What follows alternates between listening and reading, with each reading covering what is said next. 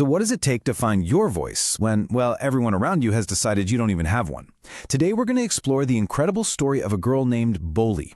We'll see how education became the chisel, the tool that let her carve out her own identity and turn her life into a true masterpiece.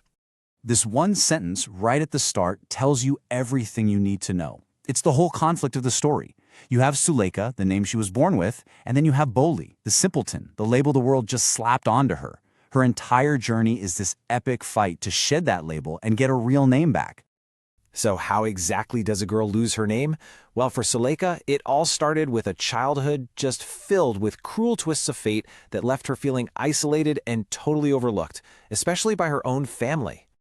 I mean, her childhood was just this relentless series of awful setbacks. First, a fall when she was just a baby. Then, a disease that scarred her for life. And on top of that, a stammer that just invited ridicule from everyone. Each event just piled on top of the last, building these walls of silence that would really define her early life. You see, in a big, prosperous family of 7 kids, BHOLI was basically an afterthought. Her brothers, they were sent off to the city to study. Her sisters, healthy, pretty, but BHOLI, she just got their old hand-me-down clothes. In her father's eyes, she wasn't so much a daughter as she was a problem that needed solving. Just a girl with, and this is a quote, neither good looks nor intelligence, who he was terrified would never ever get married. Just when it seemed like her future was completely sealed, something new came to the village, a school. But the decision to send BHOLI wasn't some act of kindness or compassion. Nope, it was all about convenience. So when a primary school for girls opened up, the Tehsildar, he's a local government official, showed up for the big ceremony. And he told BHOLI's father, Ramlal, that as a man of status in the village, he needed to set an example and send his own daughters. It wasn't really a suggestion, it was basically an order that Ramlal just couldn't refuse. Now, Ramlal's wife was absolutely horrified by the idea of educating a girl, but then she had this really cynical thought. Why not just send BHOLI? I mean, with her scarred face and quiet nature, she had very little chance of getting married anyway. And these were her mother's actual chilling words, "Let the teachers at school worry about her." It was just a way for them to wash their hands of her. For BHOLI, this was just terrifying. When her father grabbed her hand to take her, she completely panicked. The only other time she'd seen someone led away like that was their old cow, Lakshmi, who was taken away and sold. She had no idea what a school was. She just knew it felt like she was being gotten rid of. But then, something happened that had never happened before. She was actually cared for. Now, it was purely for appearances, but her parents bathed her, they oiled her matted hair, and they gave her a clean dress to wear. This was the very first time anyone had made her feel presentable, and it sparked this tiny, tiny glimmer of hope.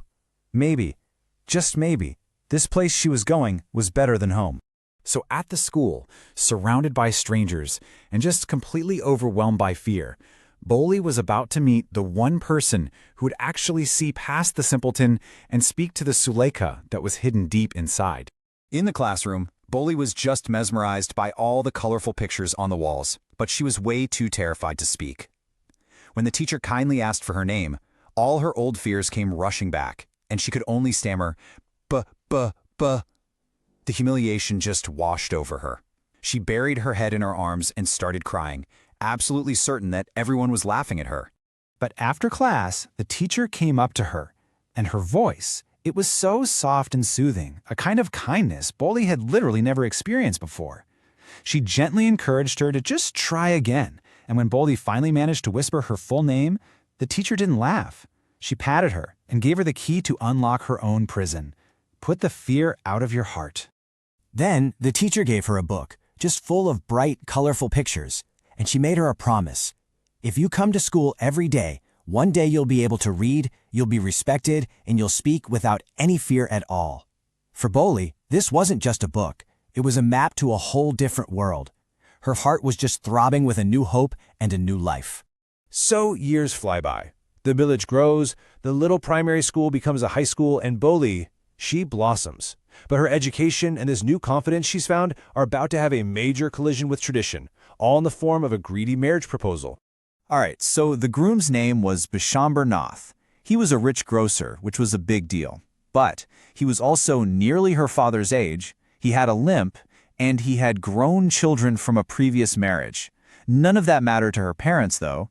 He was from a different village, so he didn't know about BHOLI's scars or her supposed lack of sense. To them, this was the absolute best their dumb cow could ever hope for. The wedding itself was a huge spectacle. Bishamber showed up with a brass band and this grand procession. BHOLI's father was just beaming, and her sisters, they were green with envy over how lavish the whole thing was. On the surface, it really looked like a fairy tale. But right as the garland was about to be placed around her neck, someone pulled back BHOLI's veil. Bishamber saw her scarred face, and he recoiled. He turned to her father and announced his price, 5,000 rupees. BHOLI's father pleaded with him. He even placed his turban, his honor, at the groom's feet. But Bishamber wouldn't budge. Pay the price, or he was walking away. So, cornered, humiliated, and just desperate, BHOLI's father paid the money. Bishamber smiled, all triumphant. He had gambled, and he had won. But what he hadn't counted on was this. The girl he was trying to buy was no longer BHOLI the simpleton. She was Suleika. As Bishamber raised the garland again, looking so proud of himself, BHOLI looked up. Her eyes weren't looking at the floor anymore. They locked right onto his, and in them there was no fear, no anger, just cold contempt. And in that one single look, the entire power dynamic in the room just completely shifted. Her hand shot out like a bolt of lightning, snatched the garland, and she flung it straight into the sacred fire. She stood up, threw back her veil, and spoke to her father. And her voice, it was steady, it was clear, and there wasn't a single trace of a stammer. "Pitaji! Father! Take back your money!" she declared, and everyone just went silent. "I am not going to marry this man." Wow, this was so much more than a rejection. It was a full-on declaration of her own self-worth. To the villagers who started calling her shameless, she explained she would not marry a man who was so mean, so greedy, so cowardly. And when an old woman called her a dumb cow, she turned and said, "Yes, you all thought I was a dumb, driven cow. That's right. The stammering fool is speaking now. The transformation, it was complete." Her father, just crushed, asked what would happen to her now. But Suleika, totally calm and steady, she had a plan. She was not a burden. She would take care of her parents when they got old.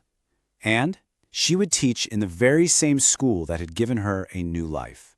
The student was now ready to become the master. Her teacher, who had been watching from a corner the whole time, just smiled. You know, like an artist admiring a finished masterpiece. The journey from BHOLI to Suleika is really this timeless story about the power of education. It's not just about books and reading. It's about learning your own worth. It shows us how one person's kindness and encouragement can empower someone to find their voice, and in doing that, change their entire world.